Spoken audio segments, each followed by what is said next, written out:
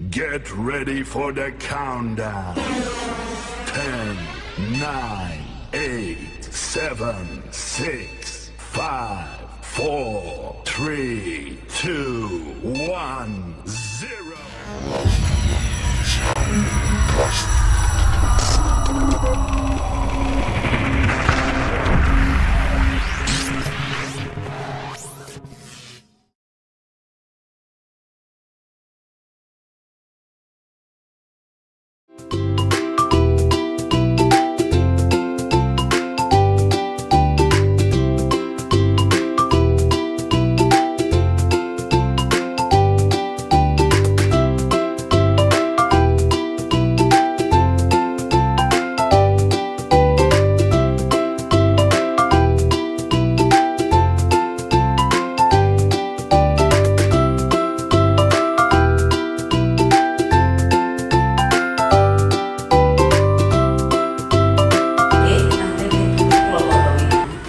Assalamualaikum warahmatullahi wabarakatuh. Waalaikumsalam warahmatullahi wabarakatuh.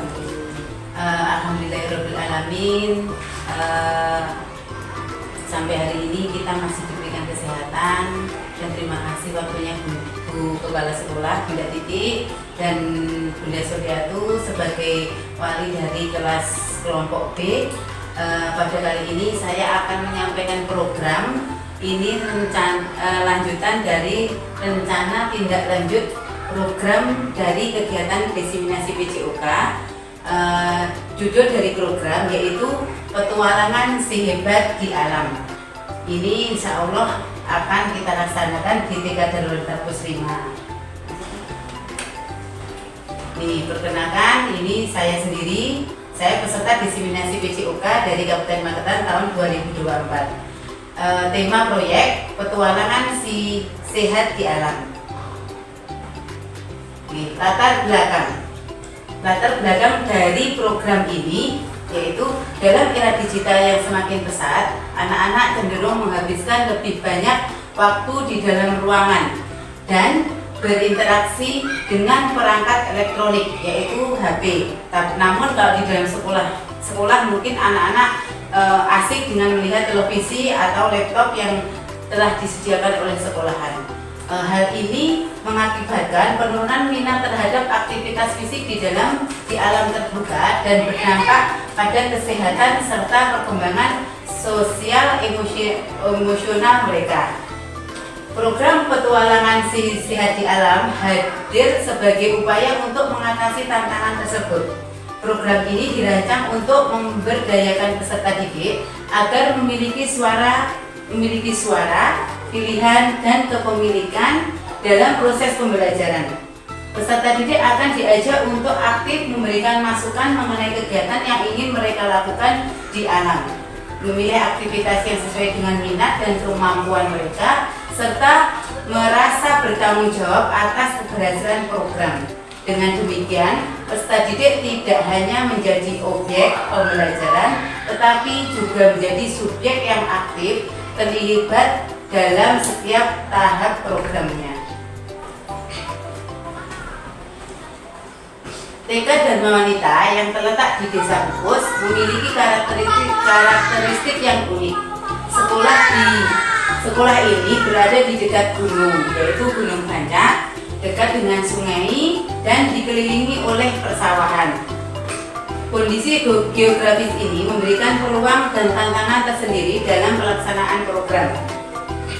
Meskipun demikian, sekolah kami memiliki sejumlah aset yang dapat dimanfaatkan untuk mendukung program ini.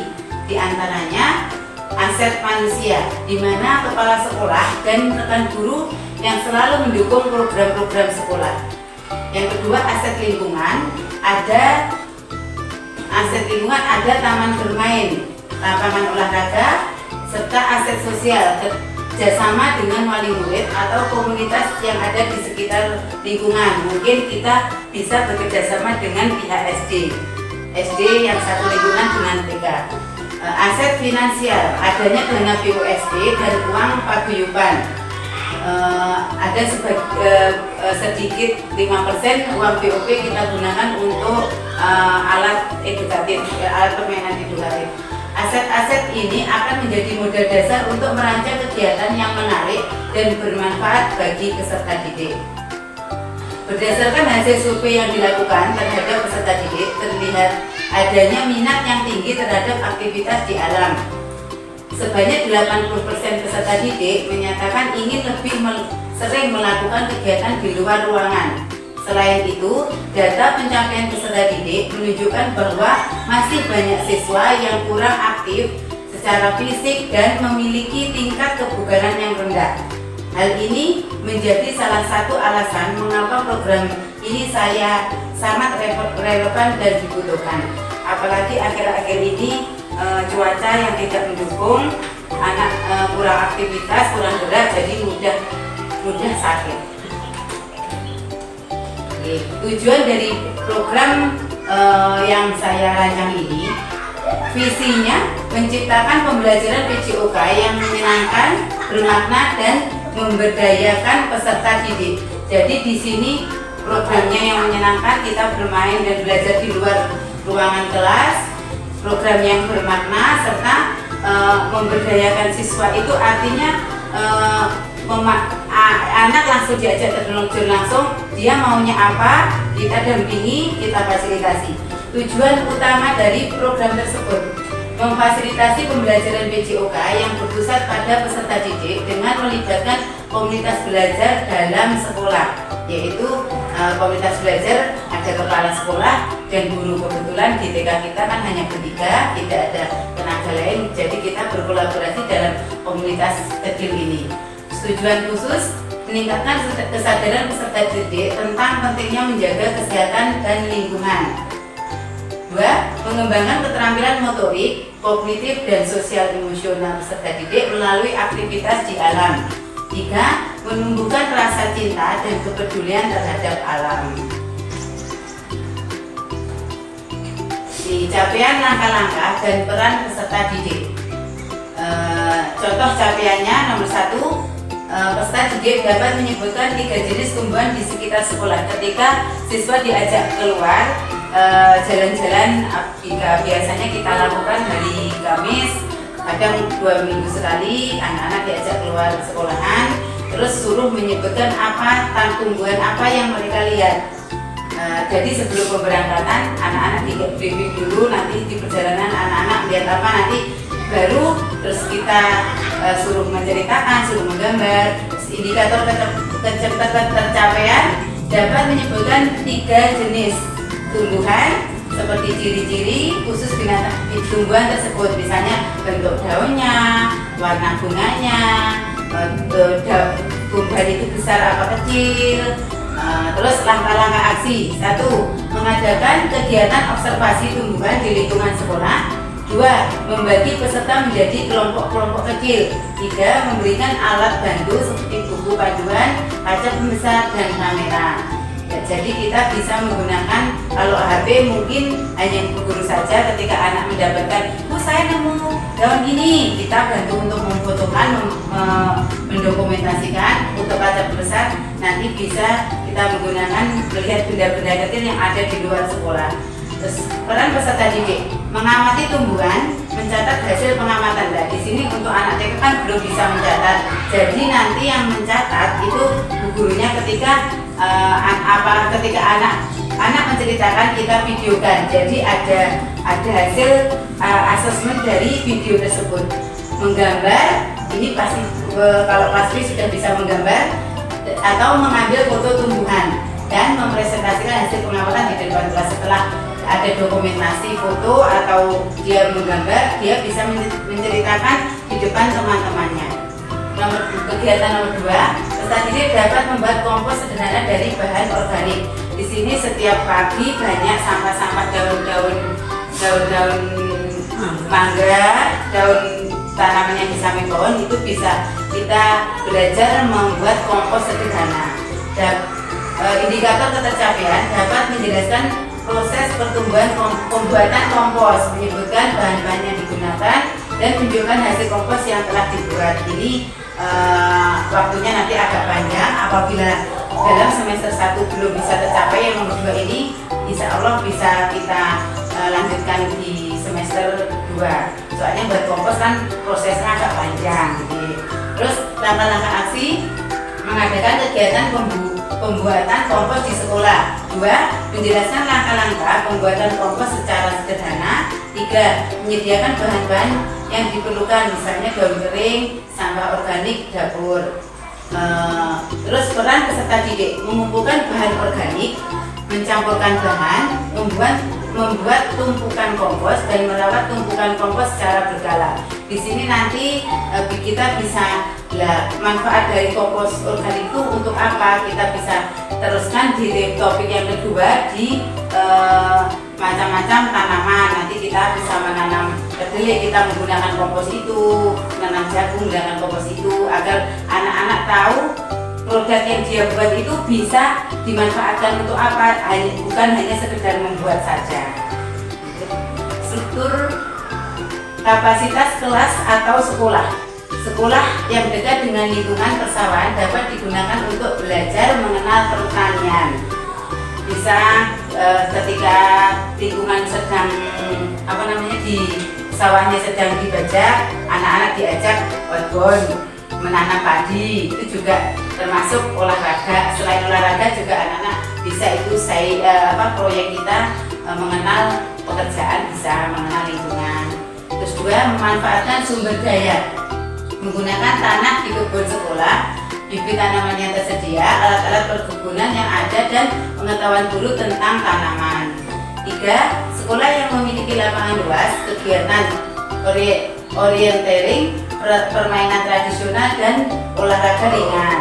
Bisa kita bermain di lapangan depan dengan permainan tradisional seperti tadi, engkling, egrang gadok, lompat tali, itu juga bisa dilakukan di lingkungan sekolah kita. Memanfaatkan sumber daya, menggunakan lapangan sebagai area bermain, membuat jalur orientering dengan memanfaatkan tanda alam, dan menggunakan peralatan olahraga yang ada. Mungkin suatu saat kita ajak anak-anak kayak penjelajahan pun. Jadi kita nanti penjelajahan hari Kamis kita buat, Rabu kita muter sekolah aja, ada tandanya apa, nanti di situ kita kasih tulisan apa. Mungkin lebih seru ya, lebih seru. Rencana evaluasi. Untuk mendapatkan data yang komprehensif, kita dapat mengumpulkan informasi dari berbagai sumber, yaitu 1. Dari peserta didik, mendapat pendapat dan pengalaman langsung peserta didik sangat penting untuk mengetahui aktivitas program terhadap mereka. Guru sebagai fasilitator, guru dapat memberikan masukan mengenai kendala dan keberhasilan program selama pelaksanaan. Orang tua dapat memberikan informasi mengenai perubahan perilaku anak setelah mengikuti program. Nah, di sini kita bisa berkolaborasi dengan orang tua. Mungkin kita bisa menanyakan setelah anak-anak kita ajak kegiatan di luar itu, di rumah pripun berceritanya, apa sekolahnya semakin semangat atau kesehatannya juga semakin bagus. Nanti kita bisa bertanya langsung ke wali murid, ke orang tua siswa. Terus anggota komunitas belajar mendapat pendapat dari pihak-pihak terlibat dalam program tersebut. Beberapa alat yang dapat digunakan untuk pengumpulan data antara lain: 1. Kuesioner, 2. Wawancara, 3. Observasi, 4. Dokumentasi. Kuesioner digunakan untuk mengumpulkan data kuantitatif seperti tingkat kepuasan peserta didik terhadap program, perubahan pengetahuan dan sikap terhadap lingkungan. Ini kalau kuesioner anak TK kita biasanya menggunakan kita bacakan apa terus ada checklist atau kita gambar emoticon, nanti anak-anak suruh menebarkan. Terus 2. Wawancara digunakan untuk menggali informasi lebih dalam mengenai pengalaman dan pendapat peserta didik, guru atau orang tua. Kita bisa wawancara secara langsung, ngobrol secara langsung antara kita sebagai guru, terus saya ke wali murid. Observasi digunakan untuk mengamati langsung perilaku peserta didik selama kegiatan berlangsung. Ini bisa kita videokan atau bisa kita menggunakan lembar observasi ketika kita melakukan pengamatan kepada anak-anak. Dokumentasi digunakan untuk mengumpulkan bukti fisik seperti foto, video atau karya peserta didik. Kemungkinan tantangan dan solusi. Tantangan karena programnya ini rencana akan dilaksanakan di bulan Desember dan ini cuacanya juga seringkali hujan. Mungkin tantangannya itu cuaca yang tidak mendukung serta kurangnya fasilitas, ketidakhadiran peserta didik. Cuaca yang sering hujan, kurangnya fasilitas yang masih kurang, kita bisa menggunakan sumber daya. Terus ketidakhadiran peserta didik ini akhir-akhir ini juga banyak yang sakit, banyak yang izin. Untuk solusinya, menyiapkan rencana cadangan jika cuaca buruk, memanfaatkan sumber daya yang ada secara kreatif, mengadakan kegiatan menarik untuk meningkatkan partisipasi peserta didik. Terima kasih dan salam olahraga. Itu tadi penyampaian program rencana tindak lanjut dari PKGPJOK. Mungkin ada pertanyaan dari Bunda atau Bu Titi.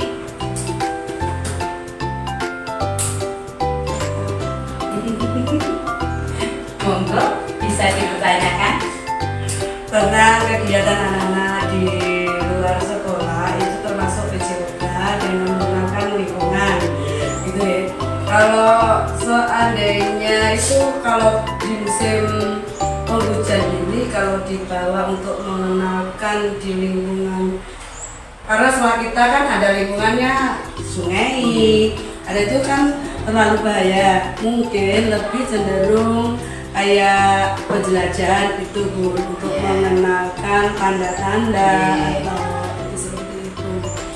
Nah, tapi kita harus pandai-pandai untuk menggunakan waktu dan situasi, benar-benar kondisi situasinya yang bagus dan keamanan anak pun, karena ini hujan, jalannya lewat pinggir sungai, tentunya ya kita putar itu kita harus waspada di situ. Nah, bagaimana caranya untuk agar anak-anak itu kan biasanya gurunya masih di belakang, anak-anak sudah lari jauh gitu. Nah, itu bagaimana caranya untuk mengatasi seperti itu?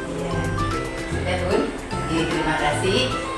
Kalau menurut pendapat saya itu kan anak-anak kita kumpulkan dulu, kita briefing dulu, kita kasih kesepakatan, kita buat kesepakatan dulu sebelum mengadakan penjelajahan. Kita buat kesepakatan kegiatan yang nanti kesepakatan tersebut harus kita pilih bersama-sama. Mungkin anak-anak sendiri yang memberikan solusi, kita kembalikan anak-anak, kita tawarkan anak-anak ini nanti ada kegiatan penjelajahan kecil, ini kita melewati ini lah. Bagaimana anak-anak biar bisa tertib, anak-anak biar bisa tidak saling mendahului, soalnya guru hanya dua. Kalau nanti saling berlarian, kalau ada apa-apa siapa yang kita kembalikan ke anak-anak biar anak-anak memilih solusinya. Ya, anak-anak nanti kan kita tawarkan seperti kita buat kesepakatan kelas Bun. Setiap pagi kan kita buat kesepakatan kelas, kita tawarkan anak agar apa yang mereka pilih itu memang pilihan dia.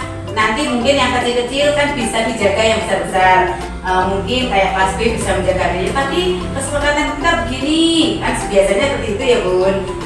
Itu solusinya untuk agar anak-anak bisa lebih tertib kembali. Itu Bun sedikit masukan dari saya. Sampun Bu Titi.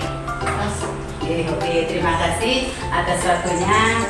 Semoga program ini bisa terrealisasi, bisa terlaksana di TK Dharma Wanita Pupus 5.